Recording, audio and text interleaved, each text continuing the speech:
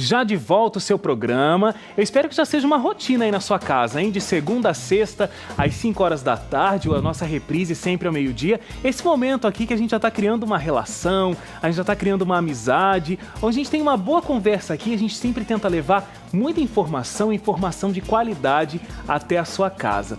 Hoje a gente está discutindo essa relação empregada doméstica, a patroa dentro de casa, o patrão dentro de casa e como toda essa nova regra de legislação tem afetado a todas as pessoas. Então a gente recebeu várias dúvidas aqui através da nossa enquete, a gente está tentando responder um pouquinho para você.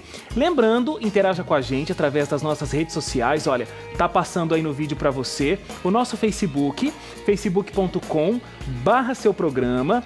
Você pode também mandar um Twitter pra gente, o nosso Twitter é o @seuprograma.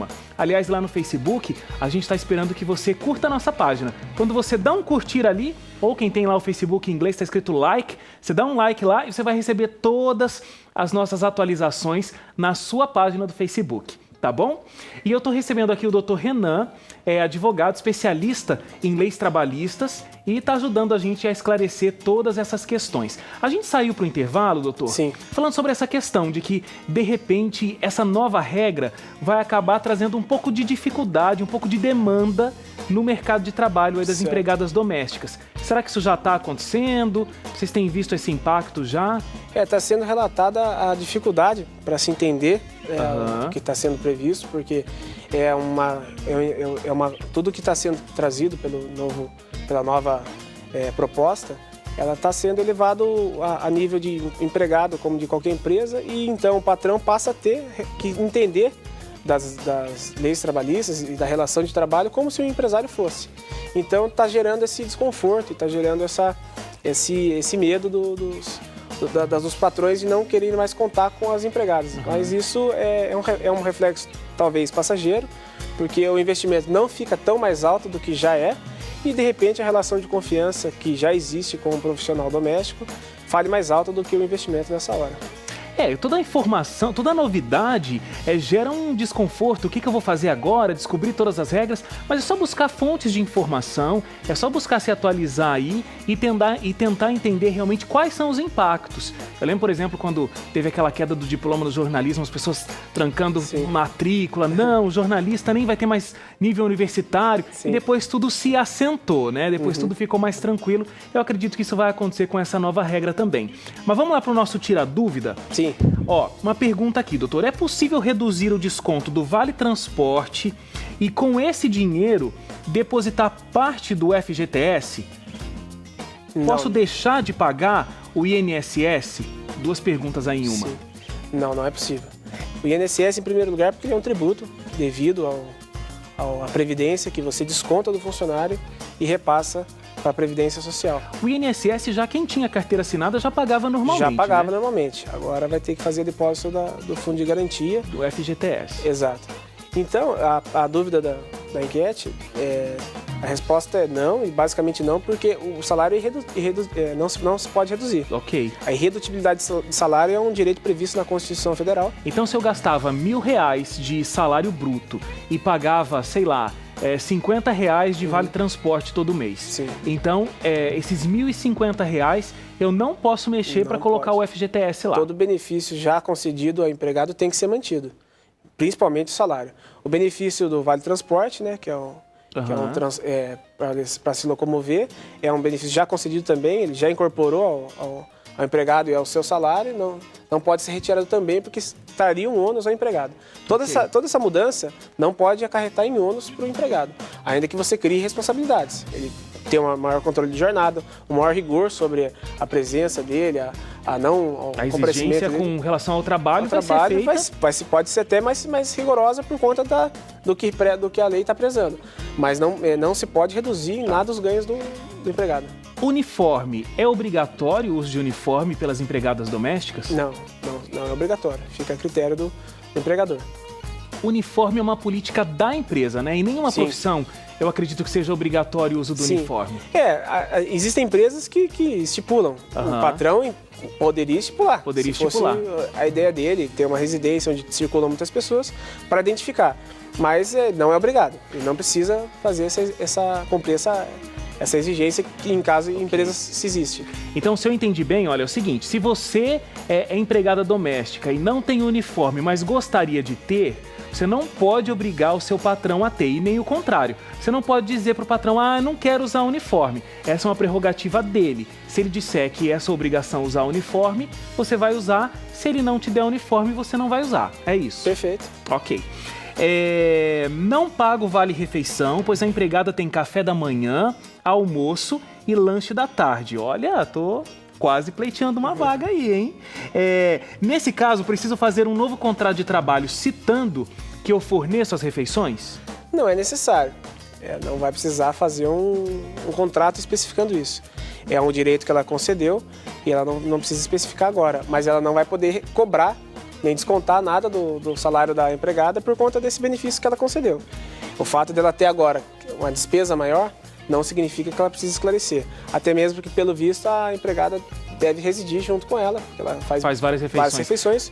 Mas o vale-refeição é obrigatório? Não é obrigatório. Não é obrigatório. Se ela almoça e tem as refeições dela na residência, ela não precisa dar vale-refeição. E se a casa não fornece nenhuma das refeições? Ela tem que, agora ela vai precisar atribuir, com essa nova emenda constitucional, vai precisar atribuir um valor a título de vale-refeição. E não pode dar um tipo de problema, porque aí ela não recebe um valor de vale-refeição. Ela faz refeições lá, mas e depois tiver uma luta aí trabalhista na justiça, ela dizer, não, eu não recebi a refeição e também não recebia nenhum valor. Isso pode acontecer? Isso, em tese, pode ser levantado, mas vai depender do que for produzido de provas, aí na fase processual, por cada uma das partes. A fase testemunhal é muito considerada na esfera trabalhista, e aí vai depender do que cada parte conseguir sustentar. Mas aí é até impensado achar que alguma pessoa consegue trabalhar 7 dias por semana, manhã, tarde e noite, sem fazer refeição. Né? Doutor, possuo uma empregada doméstica com carteira assinada há 6 anos.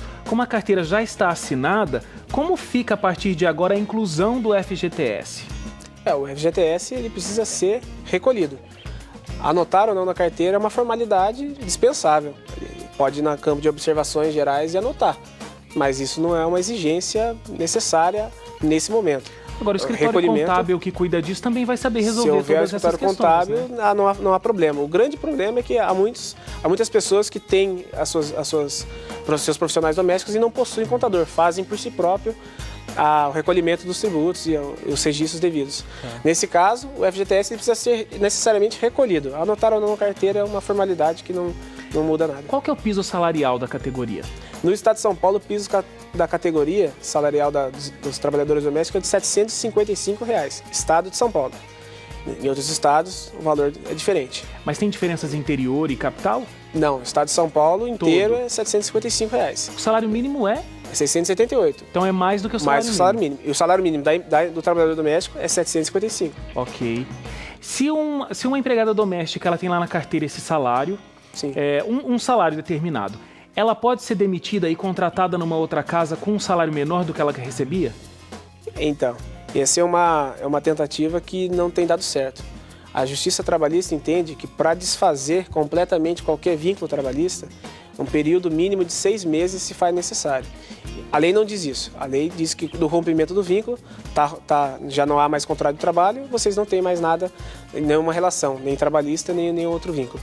Porém, se isso for levado à Justiça, os tribunais entendem que todo trabalhador que sai de uma empresa e retornou num período de 6 meses na mesma atividade, fazendo as mesmas funções e com um salário menor, ele pode posteriormente pleitear a elevação, porque é uma continuidade do vínculo trabalhista.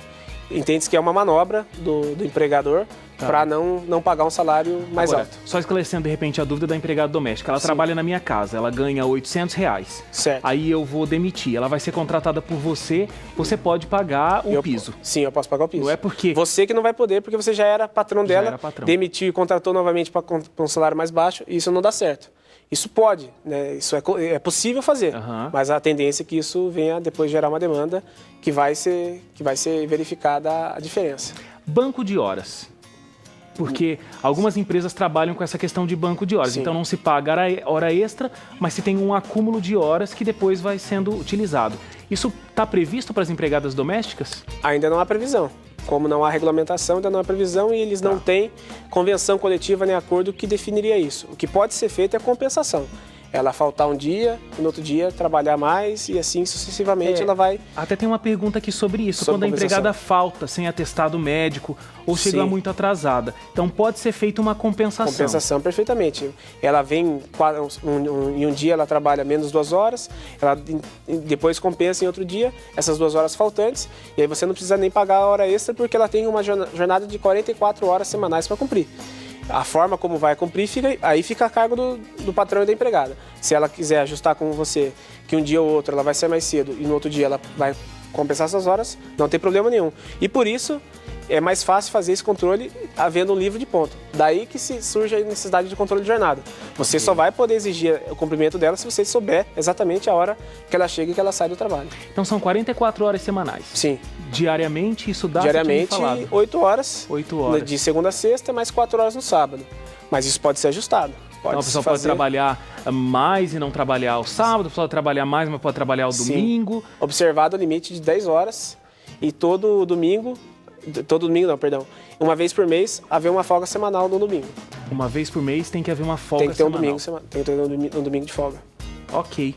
Doutor Renan, muito obrigado. Eu que agradeço. Eu acredito que foi bem esclarecedor. Muito obrigado pela sua participação aqui com a gente. Eu que agradeço a TV Novo Tempo, toda a produção e o espaço para a gente poder esclarecer essas questões. Muito obrigado. Até logo. Olha, a gente tentou sanar um pouco aí das suas dúvidas e tá certo, né, gente? Olha, até a Bíblia diz, o que é de Deus a gente dá para Deus, o que é de César a gente dá a César. As palavras de Jesus. Então, se existe uma nova lei, se existe uma profissão estabelecida, a gente tem que realmente pagar o que está certo, todos os direitos e sem explorar ninguém que está trabalhando com todo carinho aí para manter o nosso lar seguindo direitinho. Olha, amanhã a gente vai falar sobre adoração aqui no seu programa. A gente vai estar recebendo o pastor Tarsis Iraídes, ele vai falar com a gente... É amanhã que a gente vai falar sobre fã-clubes também e toda essa relação, não é? Então, olha, a gente vai falar sobre fã-clube, as paixões que as pessoas têm com relação ao futebol, a relação que isso tem com a adoração. Então, daqui a pouquinho já vai estar no nosso blog, daqui a pouquinho vai estar nas redes sociais. A nossa enquete de amanhã, a gente já quer a sua participação desde agora. Muito obrigado pela sua companhia. O seu programa fica por aqui, mas a gente volta amanhã às 5 horas da tarde, tá bom? Não vai perder. Esse é o seu programa e você não pode faltar. Um abraço para você e até amanhã. Tchau, tchau.